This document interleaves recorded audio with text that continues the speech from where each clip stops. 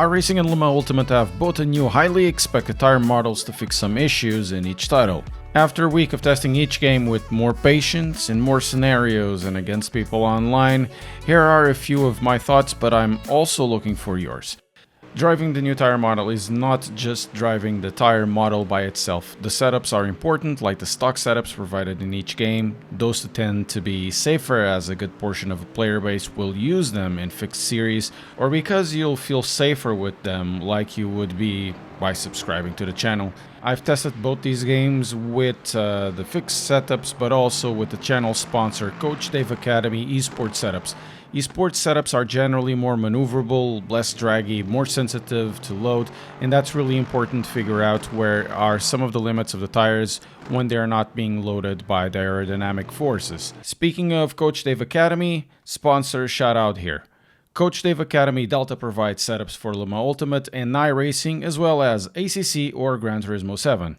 They have telemetry to compare your inputs against esports drivers, helping you, as they are helping me, getting faster. They have faster, safer setups, as well as esports setups made by top drivers like Yuri Kasdorp. Link available in the description. Now, this is not the sponsor part. For both LMU and iRacing, I've jumped between fixed setups or fixed fast setups in the case of LMU and the multiple CDA Delta safe setups in esport types. I found a few things interesting, but they shouldn't be surprising at all. Let's start with iRacing.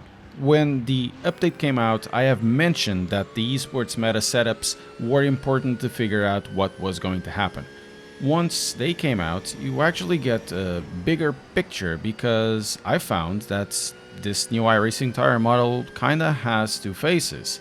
With the provided setups that they gave at week 13, there was really no guarantee that they would be a good representation of the tire, or if these setups were decently updated, or if the tire would work in the same way, albeit a little bit differently between low aero and high aero type of loads. So let's go to my findings. As you probably already know by now, the new tire gets out colder from the pits or at starts, and this is important, of course. The lower temperature has a huge impact in the tire grip and car balance, as it should. Even if I think for the starts, the tires should be a little bit higher for race starts, because I think it's too low, especially when you're doing small races and you don't have a full lap around the circuit. The high downforce setups that were provided at week 13 by iRacing made the car naturally understeery. That tends to be a constant basically in every single sim out there. With that setup, it's possible to handle the car at exits with a bit of throttle correction if you need it, or if you want to even give a little bit of oversteer because that's your way to driving. There's a decent window to manhandle the tire, manhandle the car.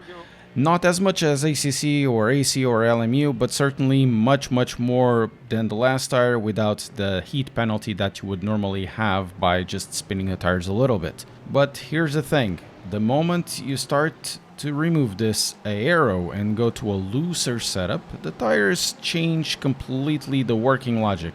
The tire patch feels narrower. It's not just the slip angle, it's like the aero gives much more bias to high values than it does to the low values, even at low speeds coming out of a slow corner, which should be exactly the case at corner exits from hairpins and the such. This means, for example, if you have a low aero type of setup and you come out of a slow corner, the aero load wouldn't be that much in the car anyways. But here's what happens with this new tire model. With that low setup or low aero setup, the tire control simply isn't there, and with the slip angle as well far reduced. That means trying to fix a small jerky exit with throttle and respective countersteer will mean much more often than not, I've been finding, a sudden spin of the car. This is not the case basically anywhere, or even in real life, or especially there where you can always see a driver providing a good degree of fast countersteering at the last stage of a corner. iRacing doesn't seem to have that dialed in just yet. But in general, the tires feel and drive better. They are easier to understand and to drive, and the most frustrating issue from the previous tire model is gone. The tires surface flash heat. Also, for some reason, braking or trail braking makes far more sense right now for me, go figure. So, a solid good update, but it still feels a couple pegs behind. On the other hand, we have Le Mans Ultimate. If iRacing has had like a very good reception to its update, Le Mans Ultimate has had quite an uproar over the new LMGT3 tire model and its handling. iRacing tire models are made easier, LMU tire models seem to be generally more difficult.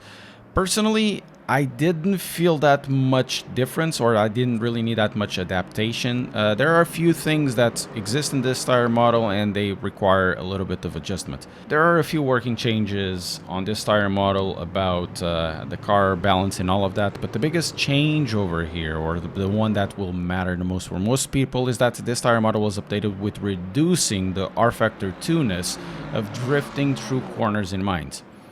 Since I really never drove like that, my driving style was left essentially the same, though some things need to be changed, of course.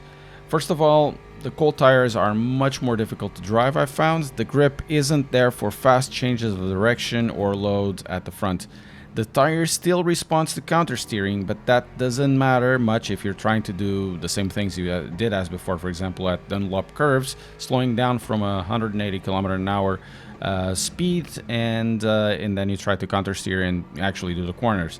That doesn't really happen anymore, but still the tires heat up relatively fast. For the rest of the race, which should be the place you'll be most of the times, not at the start, but at the rest of the race if they don't kill you on T1, of course, the biggest difference will be at corners where the weight is pushed to the outside tire, namely the rear tires at high speeds. Porsche curves at Le Mans are a great example of this. The new tire model makes that the rear tires start releasing grip, first slowly, then catastrophically without much warning. I have found that there are generally two solutions to avoid this, besides getting good, of course. The first one is raising the front a few clicks, and secondly, if you like the balance of the car like it is, raise traction control 3 or slip traction control. It is still possible to run without TC3 or low TC3 in some cars like the McLaren, the M4, or even the new Lamborghini, but for the Lexus, for me it's literally impossible to lower the TC3 that much because that thing will definitely kill you. It has a heavy butt. Part of this is related with the stock setups that seem to be a little bit too nervous, like they weren't updated in the way they needed.